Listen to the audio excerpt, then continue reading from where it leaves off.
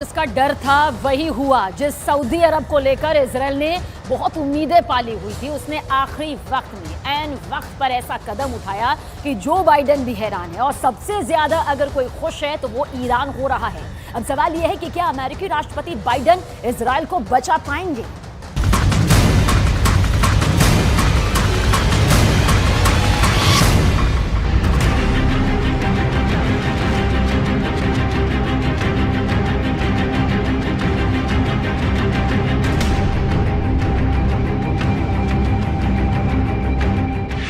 पूरी दुनिया की नजर इस शख्स पर थी। सब जानना चाहते थे कि यह शख्स क्या फैसला लेगा।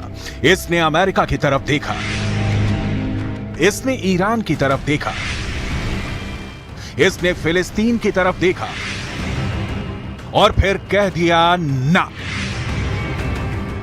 मोहम्मद बिन सलमान ने साफ साफ इनकार कर दिया।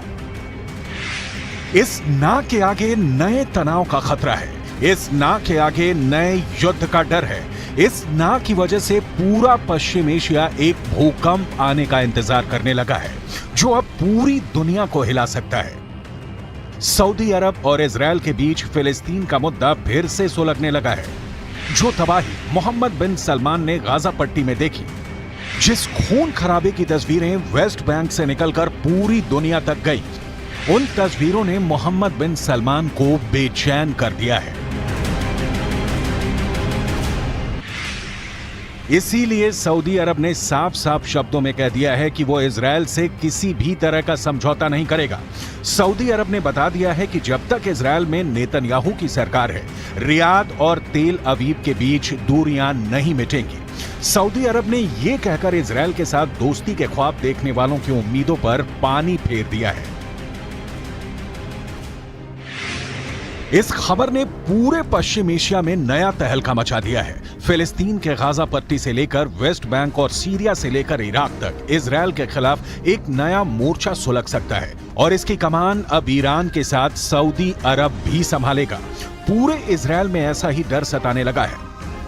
अब तक सऊदी अरब की तरफ इजराइल बहुत उम्मीद भरी नजरों से देखता रहा है, लेकिन बेंयामिन नेतन्याहू की फिलिस्तीन पॉलिसी ने ऐसी तमाम कोशिशों की जड़ में मट्ठा डाल दिया है। वेस्ट बैंक में गोलीबारी और गाजा पट्टी में बमबारी को लेकर इजराइल सऊदी अरब के लिए एक बार फिर बड़ा खलनायक बनकर उभरा है। यही वजह है कि सऊदी अरब और इजराइल के बीच दोस्ती की नई उम्मीदें खत्म हो चुकी हैं। अरबी भाषा के अखबार एलफ के हवाले से पूरा इजरायली मीडिया ये खबर छाप रहा है।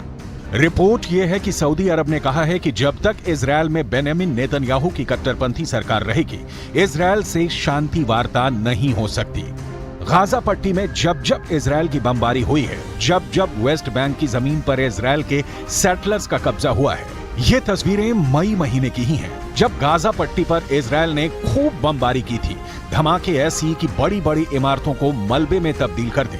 ये गाजा का उत्तर पश्चिमी इलाका है, जहां इजराइल ने मई महीने में रात भर हमले किए हैं। छोटे बड़े धमाके होते रहे। इजराइल अक्सर यहां हमास के रॉकेट हमले के बाद हवाई बमबारी करता है। इजराइल दावा करता है कि उसने फिलिस्तीनी गुट हमास को टारगेट किया है। उसके ठिकानों पर लेजर गाइडेड बम इस्तेमाल किए गए। हमास के सुरंग के नेटवर्क को तबाह करने के लिए बंकर बस्टर बम इस्तेमाल किए गए। हमास के रॉकेट लॉन्चिंग वाले ठिकानों को जीपीएस गाइडेड बम से उड़ा दिया गया।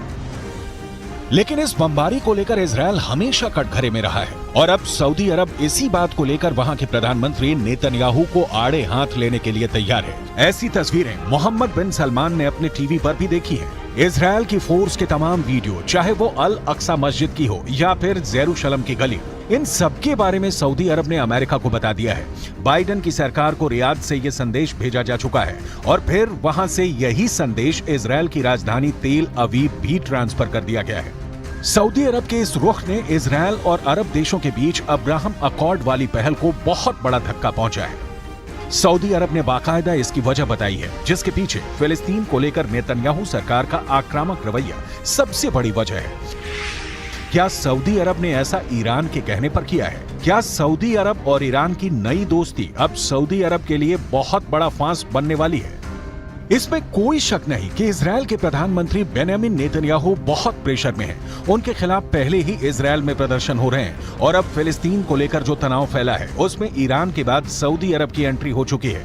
लेकिन इजरायल हमेशा की तरह कमजोर नहीं दिखना चाहता।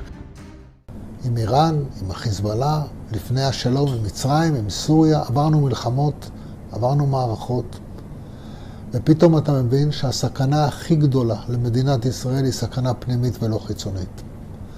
ואז כל מה שנותר לנו זה לנסות להביע את העמדה שלנו בתור מי שבא מאזור שהוא לא פוליטי, אלא מאזור שהוא דאגה אמיתית לילדים שלנו ולנכדים שלנו.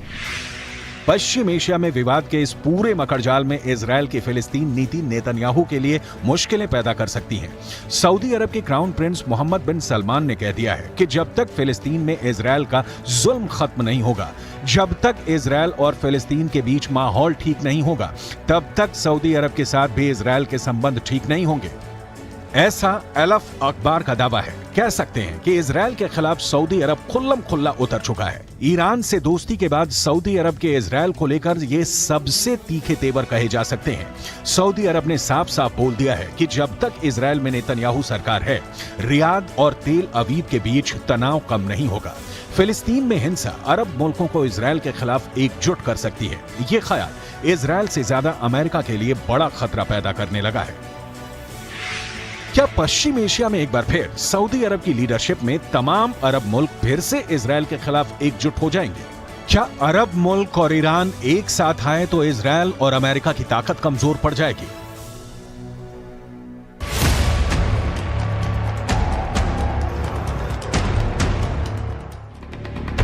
जब से इजरायल 1948 में कायम हुआ है, तब से अरब मुल्कों के साथ उसकी दुश्मनी का लंबा इतिहास रहा है।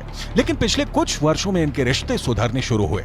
बहुत से अरब देशों और इजरायल के बीच राजनयिक रिश्ते कायम हुए हैं। इसे अब्राहम अकॉर्ड का नाम दिया गया और अरब देशों के बीच इजरायल की इमेज बिल्डिंग को एक नया लॉन्च पैड मिल गया। इसे पश्चिम एशिया में शांति कायम करने का नया तरीका बताया गया। अब्राहम अकॉर्ड को उसके अंजाम तक पहुंचाने वाला अमेरिका इजरायल और सऊदी अरब की सुलह कराने में भी जुट गया। Excellency, my friend, the Foreign Minister, and I agreed that we should work together to increase the number of the direct flights, the tourism, the trade volume, the investment. UAE यानी संयुक्त अरब अमीरात, Sudan, Morocco और Bahrain अब Israel के साथ अपने रिश्तों की शुरुआत कर चुके हैं। फिर ऐसा लगने लगा कि पश्चिम एशिया में अरब मुल्कों के बीच सबसे बड़े खिलाड़ी सऊदी अरब के रिश्ते भी इजरायल से सामान्य हो सकते हैं। लेकिन अब फिलिस्तीन को लेकर इजरायल और सऊदी अरब में दूरी फिर से बढ़ गई है। इससे पहले सऊदी अरब ने जॉर्डन में अपने राजदूत को फिलिस्तीन का अनिवासी राजदूत करार दिया था। राजदूत को यरूशलेम में काउंसल जनरल के तौर पर भी काम करने की जिम्मेदारी दी गई। लगा कि इजरायल के साथ रिश्तों को सामान्य करने की जो कोशिश पहले हुई है, उसमें सऊदी अरब ने एक नया पेंच फंसा दिया है, क्योंकि यह भी कहा गया कि यरूशलेम राजदूत के लिए राजनयिक बेस भी होगा। सऊदी अरब को मालूम था कि इजरायल की तरफ से इसका विरोध होगा और ऐसा हुआ भी। इजरायल ने फिलिस्तीन अथॉरिटी में सऊदी अरब के राजदूत के लिए यरूशलेम को राजनयिक बेस बनाने के विचार को खारिज कर दिया। इजरायल ने कहा कि सऊदी अरब के नए राजदूत फिलिस्तीन अथॉरिटी के साथ मुलाकात कर सकते हैं, लेकिन उन्हें यहां स्थायी तौर पर रहने नहीं दिया जाएगा। सऊदी अरब ने एक बार ये फिर दिखा दिया है कि वो फिलिस्तीन का बड़ा समर्थक है। फिलिस्तीन के मुद्दे पर इजरायल फिर बड़ा टारगेट बन सकता है। अमेरिका इस बात को लेकर डरा हुआ है, क्योंकि लेबनान जाकर फिलिस्तीन गुट हमास के उप प्रमुख ने यह ऐलान कर दिया है कि इजरायल को फिर से हिलाने का वक्त आ गया है। यह तस्वीर हमास के उप प्रमुख सालेह अल अरूरी की है। अरूरी ने लेबनान जाकर फिलिस्तीन को आजाद करने को लेकर बने पॉपुलर फ्रंट के उप महासचिव जमील मजहर से मुलाकात की। इस मुलाकात में तय हुआ कि इजरायल के खिलाफ इंतीफता यानी फिर से हथियार बंद विद्रोह का वक्त आ गया है। इन दोनों संगठनों को ईरान का पूरा समर्थन है और फिलिस्तीन को लेकर ईरान इनको फंड भी करता है और हथियार भी देता आया है। इसलिए बड़ी पिक्चर में युद्ध का जो खतरा मंडरा रहा है, उसमें ईरान इजरायल के लिए बहुत खतरनाक साबित हो सकता है। इन दोनों की दुश्मनी किसी भी वक्त युद्ध में तब्दील हो सकती है। इजरायल और ईरान एक दूसरे के सबसे बड़े दुश्मन हैं। दोनों ही एक दूसरे को मिटाने की धमकियां देते हैं। इजरायल को लेकर ईरान बहुत आक्रामक रहा है और उसे नक्शे से मिटाने की बात भी करता रहा है। यही हाल इजरायल का है, जिसके नेताओं ने भी परमाणु धमकियां देनी शुरू कर दी हैं। ईरान के राष्ट्रपति इब्राहिम रईसी ने हाल ही में इजरायल के 2 बड़े शहरों को मिटाने की धमकी दी, जिसके बाद युद्ध का खतरा बढ़ने लगा।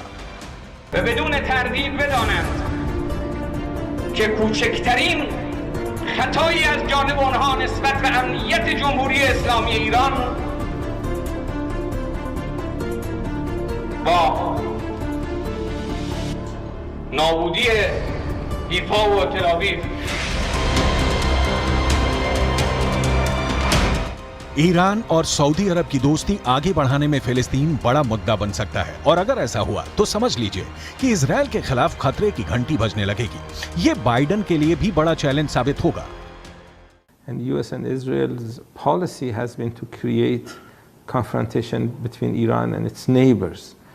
So the resources of Iran is used to engage in this confrontation instead of helping Iran's people or helping progress. Iran never considered Saudi Arabia to be an enemy. Iran didn't want to have bad relations with Saudi Arabia. Iran wanted to have good relations with all neighbors, including Saudi Arabia.